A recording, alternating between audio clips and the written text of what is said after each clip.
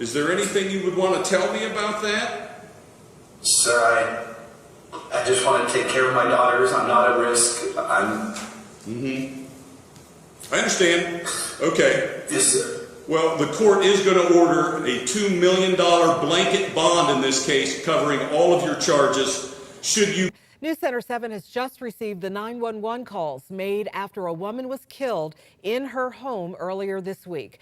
The man who made those calls is Ashley Flynn's husband. He's also the man police believe killed her. Right now, News Center 7's Amber Jenkins is live in Tipp City. Amber, I understand you listened to that 7-minute 911 call for help. And in that call, Letitia, I heard a voice full of panic describe a scary scene inside of this home on Cunningham Court. Caleb Flynn said this garage door was open and his wife was shot in the head. There's a side door in our garage door that's open by the... Oh my God. Late Saturday night, Ashley Flynn changed her Facebook profile picture. She replaced the photo of her and her 2 daughters with one of her kissing her husband Caleb. Her friends said she rarely changed that picture. But that Saturday night, February 14th, 2026, she chose this image. The 2 of them on the water. Smiling. Looking like the perfect couple everyone in Tipp City, Ohio believed them to be. 48 hours later, at 2:30 in the morning on Monday, February 16th, Caleb Flynn called 911 sobbing. "Oh my God, somebody broke into my home and shot my wife." Ashley was dead in their bed. 2 gunshot wounds to the head. Their 2 elementary-age daughters sleeping in the next room never heard a thing. No cameras in the quiet cul-de-sac caught anyone coming or going. It looked like a burglary gone wrong. Until the FBI got involved. Until deleted messages were recovered showing an affair, a text sent at 12:42 that morning saying it's almost done, and a draft property division agreement showing Ashley was preparing for divorce. Until they realized the former American Idol contestant and worship leader had allegedly staged the whole thing. But that profile picture. Why did Ashley change it that Saturday night? Was it a final attempt to save her marriage? Or did someone else change it? Welcome to Crime Spectre, where we examine the cases that reveal the darkest corners of human nature. Subscribe, like, and share this with someone who loves true crime. Ashley Flynn was 37 years old. She was a substitute teacher at Tipp City Schools, a 7th grade volleyball coach at Tippecanoe Middle School, and a teacher at LifeWise Academy in Hilliard. She volunteered at Christian Life Center in Dayton.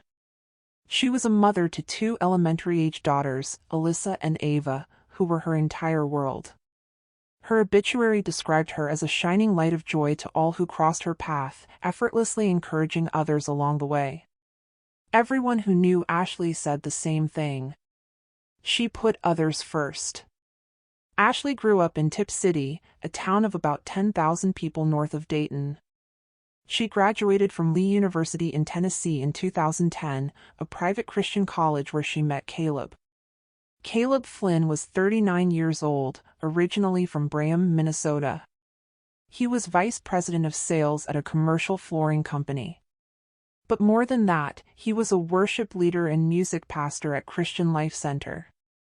And in 2013, he auditioned for American Idol. So first and foremost, obviously, is the Lord. Thing that makes me unique, you know, I absolutely love the Lord. I love my wife more than anything. She is very, very pretty. Just, oof, I love her. Caleb Flynn stood in front of the judges on season 12 of American Idol and got a golden ticket to Hollywood. He talked about his wife, Ashley. "I love my wife more than anything," he said on camera. "She is very, very pretty. I love her." That was 2013. 13 years before he stood in front of a different kind of judge, charged with murder. But before we get to that courtroom, we need to talk about what was happening behind closed doors in the months before Ashley died. In the weeks leading up to her death, Ashley discovered Caleb was having an affair. Digital forensics revealed extensive communications between Caleb and an unidentified woman.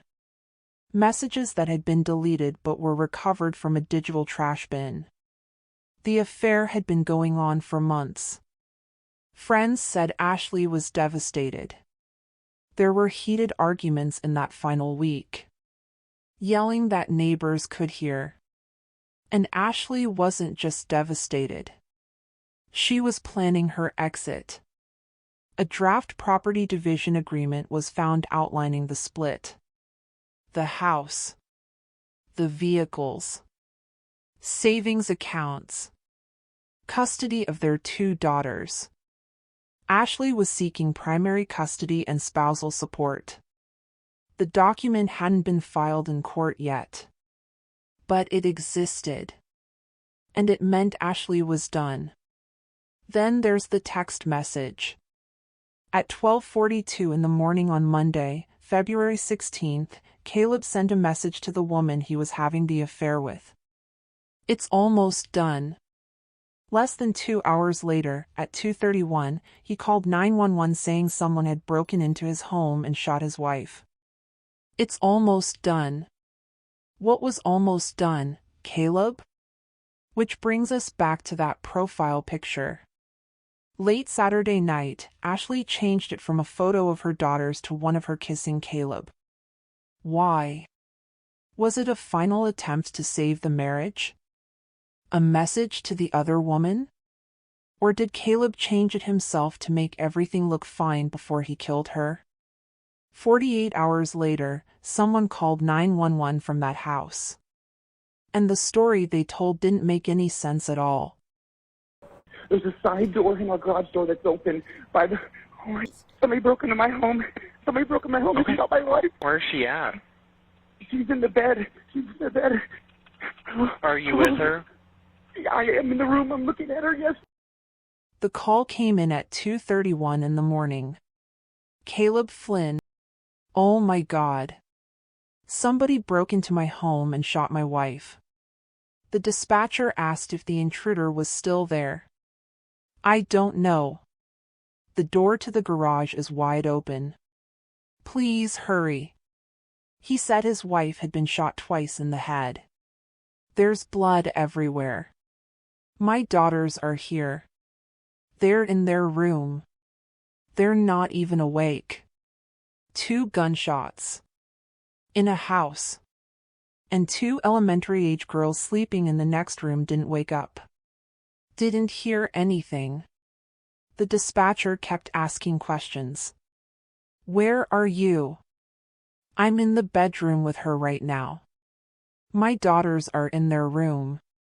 They're still sleeping. Is Ashley breathing? I don't think so. Her face is white as a ghost. By the time police arrived, Ashley was dead. Found in the master bedroom with 2 gunshot wounds to the head. The autopsy revealed multiple gunshot wounds to different areas of her body. Not just the head. This wasn't a single shot. This was deliberate. The 2 daughters were unharmed. 2 golden doodles in the house were completely quiet. Neighbors heard nothing. No gunshots. No cars speeding away. Officers found signs of forced entry. A side door from the garage into the house was open. Police Chief Greg Adkins called it a burglary gone wrong. They put up drones, brought in canines. But there was no trail. No scent. No evidence anyone had ever been there. And when investigators looked closer at that forced entry, they realized something. The break-in might never have happened at all. Behind the door from the garage into the house was a freezer pushed against it. For someone to break in, they had to kick the door hard enough to push a freezer out of the way. And the weapon. Caleb owned a 9mm handgun he kept in his truck console in the garage. So an intruder broke in, pushed a freezer, went through the truck, found the gun, went upstairs, and shot Ashley twice while she slept? In a house with no cameras catching them. Where the dogs didn't bark. where 2 children didn't wake up. At 12:42 in the morning, Caleb sent that text. It's almost done. At 2:31, he called 911. 1 hour and 49 minutes. What happened in that time? The autopsy showed Ashley sustained multiple gunshot wounds. She was shot while in her bed. 2 9mm shell casings were found near the foot of the bed. Caleb owned a 9mm handgun. By Wednesday, Police Chief Adkins changed his story. He called it a targeted attack and said the public was not in danger. If a random burglar had killed someone, why wouldn't the public be in danger? Unless it wasn't random at all. That same day, the FBI was called in. So was the Ohio Bureau of Criminal Investigation. And what they found in Caleb's phone changed everything. Caleb went to the police station voluntarily around 4:30 Monday morning. He was questioned. He told his story. Someone broke in. He was sick on the couch. He didn't hear anything. He was cooperative. Then he left. For the next 3 days, Caleb stayed with Ashley's family. The community rallied around him. A GoFundMe was launched. Red Devil Pizza announced a fundraiser. Prayer ribbons went up on Main Street. Everyone in Tipp City was heartbroken for Caleb Flynn. But investigators were working. They executed search warrants. They recovered the 9mm handgun.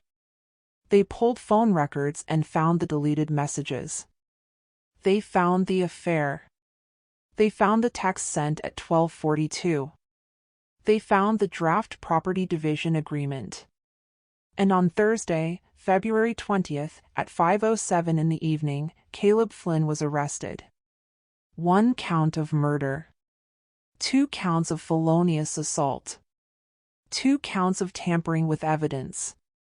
The community was stunned. The worship leader. The American Idol contestant. The man they had prayed for. The man they had raised money for. He was the one who did it. Caleb C. Flynn. Mr. Flynn, you have several charges here. Count 1 is a murder charge, is a felony of the first degree.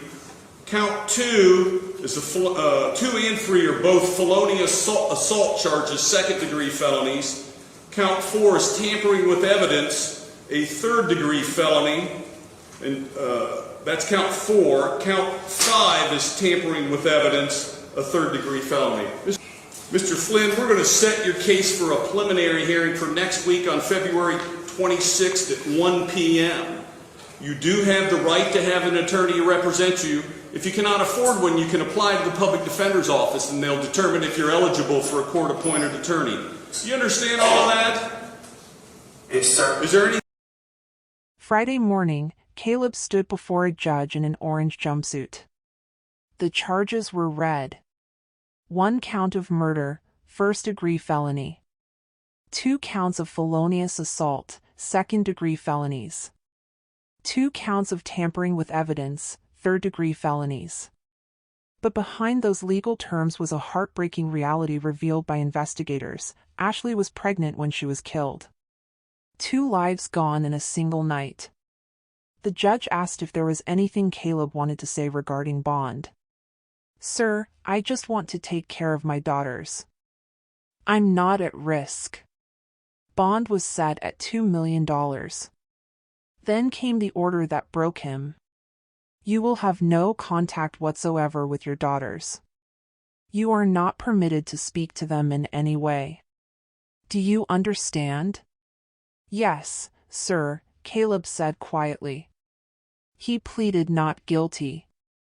His defense attorney released a statement expressing concern about the rush to judgment.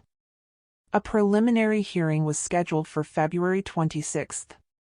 Ashley's family announced they were asking people to share memories through the funeral home website instead of a public memorial. The 2 daughters, Alyssa and Ava, are now without both parents. Their mother is dead. Their father is in jail charged with killing her. The community that rallied around Caleb is now grappling with reality. The GoFundMe that raised money is still up, but people are asking where that money will go. A profile picture. Ashley Flynn changed hers late Saturday night. Less than 48 hours later, she was dead. We fixate on it because it feels like it should mean something. Like if we could just understand why she made that change, we'd understand everything. But maybe that's not the point. Maybe the point is that the most dangerous homes sometimes look the safest. That a man can say I love my wife more than anything on national television and 13 years later allegedly end her life while she sleeps. That domestic violence hides behind worship songs and Facebook smiles and communities that believe what they see. Ashley discovered the affair. She prepared to leave. She drafted documents seeking custody of her daughters. And at 12:42 in the morning, Caleb sent a text saying it's almost done. 1 hour and 49 minutes later, Ashley was dead. She was 37 years old. A teacher. A coach. A volunteer. A mother. A light in her community. She deserved to leave her marriage safely. She deserved to raise her daughters. She deserved to keep being that shining light. Instead, 2 little girls are left asking questions no one can answer. If you or someone you know is planning to leave, reach out. Tell someone. Make a plan. Because the statistics are clear. The most dangerous time is when you're walking out the door. If this case moved you, subscribe to Crime Spectre for more deep dives into the cases that reveal the darkest corners of human nature. Hit that notification bell. Rest in peace, Ashley Flynn. That profile picture won't define you. Your kindness will. The way you showed up for people will. That's what we'll remember.